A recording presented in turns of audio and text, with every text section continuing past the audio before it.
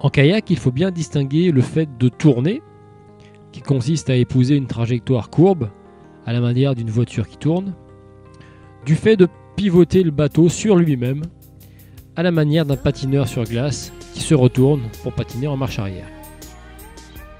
Les virages sont déclenchés par une circulaire côté extérieur, dont le but principal n'est pas de pivoter le bateau, mais de donner un élan rotatoire. Cet élan est ensuite géré par des manœuvres côté intérieur au virage. Pour tourner court, c'est-à-dire changer de direction sans freiner, il faut gîter à l'intérieur du virage et placer un appel statique à l'avant du bateau. Ceci consiste à présenter sa pale légèrement ouverte dans l'eau et la maintenir ainsi pendant quelques secondes. Pour finir le virage, on ramène la pale au bateau et on termine par une propulsion qui mettra fin à l'élan donné initialement par la circulaire.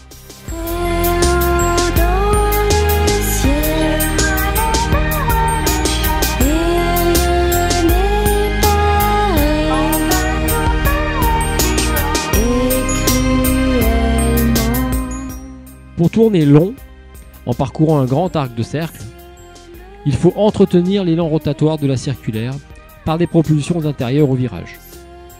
Afin de ne pas casser la rotation et partir dans l'autre sens, il faudra bien gîter du côté intérieur, avoir une propulsion pure, c'est-à-dire la pagaie la plus verticale possible, voire même dépasser la verticalité, et pour cela déporter la main supérieure à l'intérieur du virage. Enfin, il faut avoir le regard et le buste constamment tournés vers l'intérieur du virage. On peut également enchaîner les propulsions sans sortir la pagaie de l'eau par des glissés.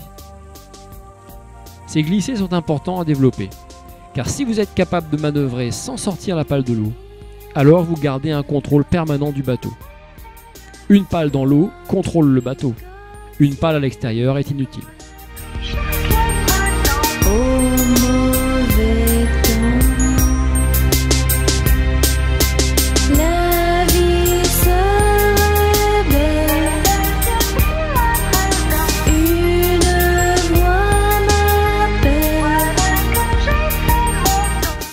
Une autre variation intéressante, dont nous reparlerons, est de profiter de la glisse de chaque propulsion à l'aide d'un appel glissé.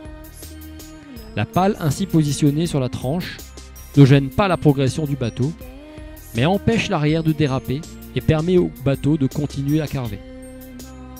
Après 1 ou 2 secondes de glisse, on répète le mouvement.